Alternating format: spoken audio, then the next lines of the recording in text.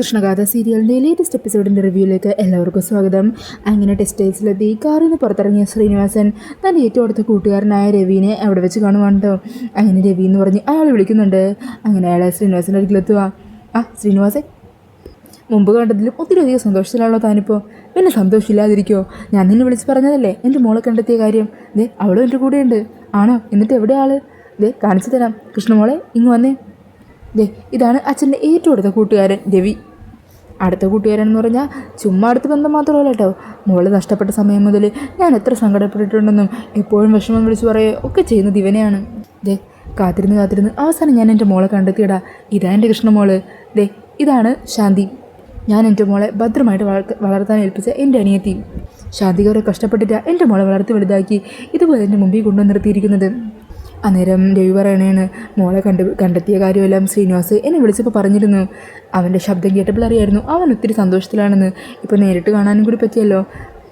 അന്നേരം ശ്രീനിവാസ് പറയുന്നുണ്ട്, മോളെന്താണെങ്കിലും അമ്മയും കൂട്ടി നേരെ ടെക്സ്റ്റൈൽസിൻ്റെ ഉള്ളിലേക്ക് കയറ്. എന്താണെങ്കിലും കുറച്ച് ഡ്രസ്സ് എടുത്തിട്ട് പോകാം. അയ്യോ, അതൊന്നും വേണ്ട സാർ, നമ്മളിപ്പോൾ ഡ്രസ്സ് എടുക്കാനല്ലോ വന്നത്. അതിനെന്താ ശാന്തി, ഇപ്പോൾ കുറച്ച് ഡ്രസ്സ് എടുത്തു എന്ന് വെച്ചാൽ എന്താ കുഴപ്പം? അതിലധികം സമയം വേണോ? നിങ്ങൾ രണ്ടുപേരും കൂടി അങ്ങോട്ട് ചെന്ന് ഡ്രസ്സ് എടുക്ക്. മോളെ, അമ്മയ്ക്ക് എന്തെങ്കിലും ഒരു ഡ്രസ്സ് കണ്ട വില കുറഞ്ഞ വല്ലതുമാണെങ്കിൽ അതേ തന്നെ ഇഷ്ടമെന്നും പറഞ്ഞ് പിടിച്ച് നിൽക്കും. മോളൊന്നും സമ്മതിക്കരുത്. വിലയൊന്നും നോക്കിയേ വേണ്ട. അമ്മയ്ക്ക് ഇഷ്ടപ്പെട്ട 2-3 ഡ്രസ്സൊക്കെ എടുത്ത് സെലക്ട് ചെയ്ത് വെക്ക്. അപ്പോഴേക്കും ഞങ്ങളത് വരെ ഒന്ന് രവിയുമായിട്ട് ഞാൻ സംസാരിച്ചിട്ടെ അച്ഛനോട്ട് അങ്ങോട്ടേക്ക് വരാം. മോള് ചെല്ലേ. അങ്ങനെ കൃഷ്ണയും തങ്കവും കൂടി മോളുടെ അങ്ങോട്ടേക്ക് നടക്കുവാണ് കേട്ടോ. ഈ സമയം രവി ശ്രീനിവാസനോട് പറയണേ, സത്യം പറയാലോ, നല്ല തങ്കപ്പെട്ട കുട്ടി, ഐശ്വര്യവും തേജസ്സും ഒക്കെ ഉണ്ട് തൻ്റെ മോൾക്ക്. അന്നേരം ശ്രീനിവാസ സന്തോഷത്തോട് പറയണേ, അവളെ ഒരു മിടുക്കി കൂട്ടിയാ. സത്യം പറഞ്ഞാൽ കൃഷ്ണയുടെ കാര്യം പറയാനാണെങ്കിൽ കുറേ ഉണ്ട്. അവൾക്ക് എല്ലാ കാര്യത്തെക്കുറിച്ചും വ്യക്തമായിട്ടുള്ള അറിവും ധാരണയും ഒക്കെയുണ്ട്. അച്ഛനായ ഞാൻ തന്നെ എൻ്റെ മോളെ ഇങ്ങനെ പുകഴ്ത്തി പറയുന്നത് ശരിയല്ല. പക്ഷേ അവളുടെ കാര്യങ്ങൾ പറയാതിരിക്കാൻ പറ്റില്ല. എല്ലാവരോടും സ്നേഹത്തോടെയും മാനസിക പരിഗണനയോടുള്ള അവളുടെ പെരുമാറ്റം. താൻ വാ, എനിക്ക് കുറേ പറയാനുണ്ട്. അങ്ങനെ പറഞ്ഞ് ശ്രീനിവാസ രവിയോട് സംസാരിച്ചുകൊണ്ട് അവിടെ കൂടി നടക്കുവാണ്. ഇതേസമയം തങ്കം കൃഷ്ണയോട് പറയണേ, അതേ മോളെ, നമുക്ക് ഇവിടെ തന്നെ നിൽക്കാം. തൽക്കാലം ഇപ്പോൾ അകത്തേക്ക് കയറണ്ട, അച്ഛനും കൂടി വരട്ടെ. അയ്യോ, അച്ഛൻ പറഞ്ഞത് അമ്മയും കൂടി കേട്ടതല്ലേ. എത്രയും പെട്ടെന്ന് തന്നെ ഡ്രസ്സൊക്കെ സെലക്ട് ചെയ്ത് വെക്കാനാണ് പറഞ്ഞത്. എന്നിട്ട് ഇവിടെ നിൽക്കാനോ? സാരമില്ലെന്നേ.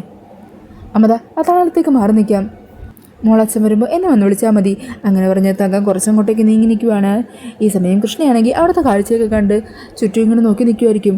അന്നേരമായിരിക്കും നവീൻ ഫോൺ ചെയ്യാനായിട്ട് പുറത്തേക്ക് വന്ന് നിൽക്കുന്നത്. അങ്ങനെ മാണിക്കുഞ്ഞിനോട് സംസാരിക്കണേ, എടോ മാണിക്കുഞ്ഞ്, തനിക്ക് ഫയൽ കിട്ടിയില്ലേ? എൻ്റെ സാറേ, ഞാൻ റൂമിൽ എല്ലായിടത്തും നോക്കി. എടുത്ത മര്യാദക്ക് നോക്ക്, അതവിടെ തന്നെയാണ് ഞാൻ വെച്ചിരിക്കുന്നത്. അങ്ങനെ പറഞ്ഞ് ഫോൺ കട്ട് ചെയ്ത് നവീൻ തിരിയുമ്പോഴായിരിക്കും കേട്ടോ അവിടെ നിൽക്കുന്ന കൃഷ്ണയെ കാണുന്നത്. ഇയാളോ ഗാഥ എന്നും പറഞ്ഞ് നവീൻ കൃഷ്ണയുടെ അരികിലേക്ക് ഗാഥയാണെന്ന് തെറ്റിദ്ധരിച്ച് ചെല്ലുവാണ്. ഈ കാഴ്ച അവിടെ നിൽക്കുന്ന തങ്കവും കാണുന്നുണ്ടാകും കേട്ടോ. അന്നേരം കൃഷ്ണയാണെങ്കിൽ ഓടി രക്ഷപ്പെടാൻ പറ്റാത്ത വിധം പെട്ട അവസ്ഥയിൽ അവിടെ നവീൻ്റെ മുമ്പിൽ നിൽക്കുവാണ്. അന്നേരം നവീൻ ചോദിക്കണേ, അല്ലടോ ഗാഥ, ഞാനൊരു 2-3 കോൾ ചെയ്തപ്പോഴേക്കും താൻ ഇത്രയും പെടുന്ന ഡ്രസ്സൊക്കെ സെലക്ട് ചെയ്ത് അതിട്ടും കൂടി കഴിഞ്ഞു.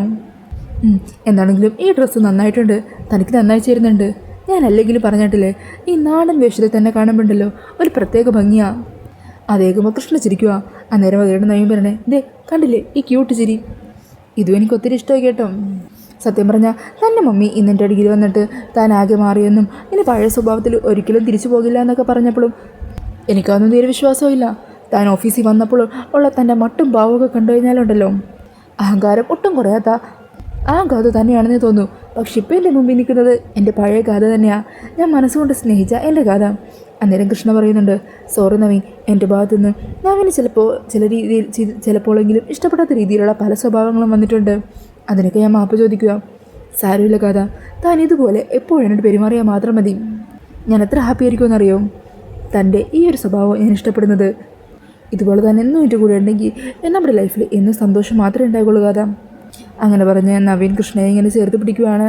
ഈ സമയം പുറത്തേക്ക് വിടുന്ന സിതാര ഈ കാഴ്ച കണ്ട് ഞെട്ടലോട് കൂടി നിൽക്കുവാണ് കേട്ടോ. നവീൻ്റെ കൂടെയുള്ളത് കൃഷ്ണയാണെന്ന് സിതാരക്ക് മനസ്സിലാകുവാണ്. അന്നേരം സിതാര അവിടെ നീങ്ങി നീക്കുന്ന തങ്കത്തിനെയും കാണുന്നുണ്ട് കേട്ടോ. തങ്കവും സിതാരയെ കണ്ട് ആകെ ഭയന്ന് നിൽക്കുവാണ്. ഈ സമയം കൃഷ്ണയുടെ നെറ്റിയിലാണെങ്കിൽ നവീൻ ഉമ്മ കൊടുക്കുകയും ചെയ്യുന്നുണ്ട്. അതും കൂടി കാണുന്നത് അവരുടെ സിതാരക്ക് അങ്ങ് ദേഷ്യം കയറുവാണ്ടോ. ഈ സമയം നാണം വന്ന് കൃഷ്ണ അങ്ങോട്ടേക്ക് ഓടിപ്പോകുവാണ്. പിന്നാലെ നവീൻ പോകാൻ തുടങ്ങുമ്പോഴായിരിക്കും കേട്ടോ നവീൻ്റെ ഫോണിലേക്ക് മാണിക്കുഞ്ഞ് വീണ്ടും വിളിക്കുന്നത്. സാറേ, എനിക്ക് ഫയൽ കിട്ടി. ഇപ്പം തനിക്ക് എവിടെ നിന്ന് കിട്ടി? അത് പിന്നെ സാറേ, എനിക്കിപ്പോൾ ഫയൽ കിട്ടിയത് എവിടെ നിന്നാണെന്നറിയോ? ആ ടേബിളിൻ്റെ അടിയിൽ നിന്നാണ്. എത്ര തരഞ്ഞു, പിന്നെ എങ്ങനെ കിട്ടാനാ?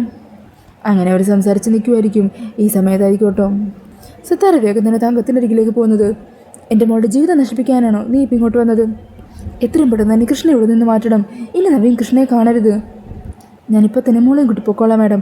അങ്ങനെ പറഞ്ഞ് തങ്കം കൃഷ്ണൻ്റെ അരികിലേക്ക് ചെല്ലുവാണ്. അങ്ങനെ കൃഷ്ണയും തങ്കവും കൂടി കാറിൻ്റെ അരികിൽ വന്ന് നിൽക്കുമായിരിക്കും. ഈ സമയം തങ്കം പറയുന്നുണ്ട്, മോളെ എത്രയും പെട്ടെന്ന് നമുക്ക് പോകണം, അകത്തേക്ക് കയറാനേ പറ്റില്ല. അന്നേരം കൃഷ്ണയും പറയണേ, ശരിയാ, അകത്ത് സിത്താര മാഡം, ഗാദയും നവീനും എല്ലാവരും ഉണ്ട്. അച്ഛനെങ്ങനും കണ്ട പിന്നെ കാര്യങ്ങളെല്ലാം കൈവിട്ടു പോകും. എല്ലാ സത്യങ്ങളും തിരിച്ചറിഞ്ഞാൽ അച്ഛൻ എന്തൊക്കെയാണ് ചെയ്തു കൂട്ടുമെന്ന് പറയാൻ പറ്റില്ല. എത്രയും പെട്ടെന്ന് ഇവിടുന്ന് പോകണം അമ്മേ. അങ്ങനെ അവർ സംസാരിച്ച് നിൽക്കുമ്പോഴായിരിക്കും കേട്ടോ ശ്രീനിവാസ് അവിടെ എത്തുന്നത്. അത് ശരി, നിങ്ങളോട് രണ്ടുപേരും ഡ്രസ്സ് സെലക്ട് ചെയ്ത് വെക്കാൻ പറഞ്ഞിട്ട് നിങ്ങൾ ഇവിടെ വന്ന് നിൽക്കുവാണോ? വാ, എന്താണെങ്കിലും വാ, നമുക്ക് അകത്തേക്ക് കയറാം. അന്നേരം തങ്കം പറയണേ, സാർ എനിക്ക് തീരെ വയ്യ, നല്ല തലവേദനയുണ്ട്, നിൽക്കാൻ പറ്റുന്നില്ല, അതാ ഞങ്ങളിങ്ങ് തിരിച്ചു പോകുന്നത്. അതെ അച്ഛാ, അമ്മക്ക് തീരെ വയ്യ. അങ്ങനെയാണെങ്കിൽ നമുക്കൊരു കാര്യം ചെയ്യാം, ഹോസ്പിറ്റലിൽ കൊണ്ടുപോകാം. അയ്യോ അതൊന്നും വേണ്ട. പിന്നെ എങ്ങനെയാണ് അസുഖം മാറുന്നത്? അന്നേരം കൃഷ്ണ പറയണേ, അത് പിന്നെ അച്ഛാ, മരുന്നുണ്ടല്ലോ, മരുന്ന് കഴിച്ച് കുറച്ച് നേരം റെസ്റ്റ് എടുത്താൽ മതി, അമ്മയുടെ അസുഖം മാറിക്കോളും. എന്നാൽ ശരി, നിങ്ങൾ വന്ന് വണ്ടിയിൽ കയറും.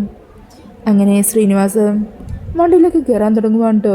ഈ സമയത്ത് സിത്താര അവിടെ വന്നിരിക്കുമ്പോഴായിരിക്കും തങ്കത്തിനെയും കൃഷ്ണനെയും ശ്രീനിവാസിനെയും ഒന്നിച്ച് കാണുന്നത്. അങ്ങനെ അവർ കാറിൽ കയറി പോകുന്നതൊക്കെ സിത്താര നോക്കി നിൽക്കുക. ഇത് കണ്ട് സിത്താര മനസ്സിൽ പറയണേ, അത് ശരി, അപ്പോൾ ജയിലിൽ നിന്നിറങ്ങിയ ശ്രീനിവാസ് ആദ്യം തന്നെ ചെന്നത് ശാന്തിനെയും മോളെയും കണ്ടെത്താനായിരുന്നല്ലേ? ഇനിയിപ്പോൾ അധികം വൈകാതെ എൻ്റെ അരികിലേക്കും വരുമായിരിക്കും. വരട്ടെ, അപ്പോൾ ഞാൻ കാണിച്ചു കൊടുക്കാം. അങ്ങനെ പറഞ്ഞ് അവർ പോകുന്നത് നോക്കി നിൽക്കുവാണ് സിത്താര. ഈ സമയത്തായിരിക്കും ഗാഥ അങ്ങോട്ടേക്ക് വരുന്നത്. മമ്മി ഇതിവിടെ വന്ന് നിൽക്കുവാണോ? ഇത് കൊള്ളാം, ഷോപ്പിങ്ങിന് വന്നിട്ട് മമ്മിയും കോളറ്റിൻ്റെ ഇത് നടക്കുന്നു, നവീനും കോളറ്റിൻ്റെ ഇത് നടക്കുന്നു. ഞാനവിടെ അകത്ത് ഒറ്റയ്ക്ക് എന്ത് കാണിക്കാനാ? സോറി മോളെ, ഒരു അർജൻറ്റ് കോളായത് കാരണോ? ഈ സമയം നവീനും അങ്ങോട്ടേക്ക് വരുവാ. അല്ല കഥ, ഞാൻ അപ്പോഴേക്കും ഡ്രസ്സ് മാറ്റിയോ? ഞാൻ പറഞ്ഞതല്ലേ ആ ഡ്രസ്സ് എനിക്ക് ഒത്തിരി ഇഷ്ടമായിന്ന്. എൻ്റെ ഒരഭിപ്രായത്തിൽ താൻ ഒരു വിലയും തരില്ലേ? അന്നേരം ഗാഥയാണെങ്കിൽ ഒന്നും മനസ്സിലാകാത്ത പോലെ കിളി പോയ പോലെ നിൽക്കുവാണ്ടോ. ഈ സമയം സിത്താര പറയണേ, അത് പിന്നെ നവീന ഡ്രസ്സ് ഒത്തിരി ഇഷ്ടമെന്ന് പറഞ്ഞല്ലോ, അത് കാരണം അവളത് മാറ്റി വെച്ചിരിക്കുക. അമ്പലത്തിലും മറ്റും പോകുമ്പോൾ നവീൻ്റെ ഒപ്പം വരുമ്പോൾ ഇടാൻ.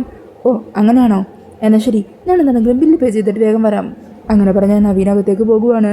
ഈ സമയം ഗാഥ ചോദിക്കണേ, മമ്മി നവീൻ ആരുടെ കാര്യമോ പറഞ്ഞത്? അവൾ ആ കൃഷ്ണ ഇവിടെ വന്നിരുന്നോ മമ്മി? ആ വന്നിരുന്നു. മമ്മിക്ക് അതൊക്കെ കണ്ടിട്ടും എന്ത് തോന്നുന്നു? ഞാൻ പറയുന്നതിൽ എന്തെങ്കിലും തെറ്റുണ്ടോ? അവൾ മനഃപൂർവ്വം വീണ്ടും നവീൻ്റെ അരികിലേക്ക് വന്നുകൊണ്ടിരിക്കുകയല്ലേ എൻ്റെ ജീവിതം നശിപ്പിക്കാനായിട്ടും. മോളെ അതൊന്നും എനിക്കറിയില്ല, അവൾ എങ്ങനെ ഇവിടെ വന്നതെന്ന് എനിക്കറിയില്ല. എന്നാണെങ്കിലും അവളിപ്പോൾ ഇവിടുന്ന് പോയല്ലോ, നീ ടെൻഷൻ ആവാതെ മോളെ. അങ്ങനെ പറഞ്ഞ് ഗാഥയെ ഒരു വിധത്തിൽ സമാധാനിപ്പിക്കുവാണ്. ഈ സമയം നവീൻ പറയണേ, അല്ല മാഡം, നമുക്ക് നമ്മുടെ ഈ യാത്ര നിർത്തിയാലോ? ഞാൻ ഗാഥയെ തിരിച്ച് കളരിക്കിലേക്ക് കൂട്ടിക്കൊണ്ടു പോട്ടെ. ഇയാളിപ്പോൾ കുറച്ച് മുമ്പ് എന്നോട് സംസാരിച്ചത് എൻ്റെ പഴയ ഗാഥയായിട്ടാണ്. എനിക്ക് ഇയാളെ അങ്ങനെ കിട്ടിയാൽ മാത്രം മതി. മാഡം പറഞ്ഞതുപോലെ ഇയാളുടെ മാറ്റർ സത്യമാണെന്ന് എനിക്കും ബോധ്യപ്പെട്ടു. അതുകൊണ്ടാണ് ഞാൻ ഇങ്ങനെ പറഞ്ഞത്.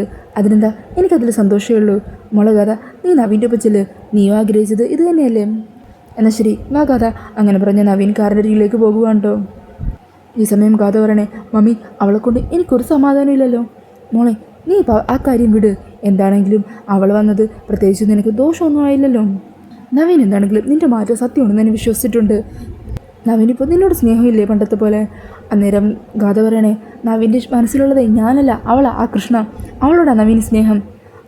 ആയിക്കോട്ടെ, ആ സ്നേഹം നിന്നിലേക്ക് ആക്കിയെടുക്കേണ്ടത് നിൻ്റെ മിടുക്കാണ്. അതിന് നീ ഇപ്പോൾ നവീൻ്റെ കൂടെ പോയേ പറ്റുള്ളൂ. നീ ആഗ്രഹിച്ചതും അത് തന്നെയായിരുന്നില്ലേ? ഇവിടുത്തെ സമയങ്ങളത് നവീൻ്റെ ഒപ്പം ചെല്ലും. അങ്ങനെ ഗാഥ നവീൻ്റെ ഒപ്പം അവിടെ നിന്നും പോകുവാണ്. പിന്നീട് കളരിക്കിലെത്തുന്ന നവീനെയും ഗാഥേനെയും കേട്ടോ കാണിക്കുന്നത്. ഈ സമയം ഗാഥ പുറത്തേക്ക് ഇറങ്ങുവാണ്. അന്നേരം നവീൻ പറയണേ, അതെ, ഇനി മുമ്പത്തെ പോലെ വീണ്ടും എന്നോട് വഴക്കിട്ട് ഇവിടെ നിന്ന് പോകുമോ? പിണങ്ങി പോയി കഴിഞ്ഞാൽ എത്ര നാൾ വേണമെങ്കിലും പിണങ്ങി അകന്നിരിക്കാൻ ഇയാൾക്കൊരു മടിയില്ലല്ലോ. അന്നേരം ഗാഥ പറയണേ, ആര് പറഞ്ഞു മടിയില്ലെന്ന്? അങ്ങനെ ഇരിക്കുമ്പോൾ എൻ്റെ മനസ്സ് മുഴുവൻ നവീൻ്റെ ഒപ്പം തന്നെ ആയിരിക്കും. നവീനെ കാണാനുള്ള ആഗ്രഹമായിരിക്കും എൻ്റെ മനസ്സിൽ മുഴുവനുള്ളത്.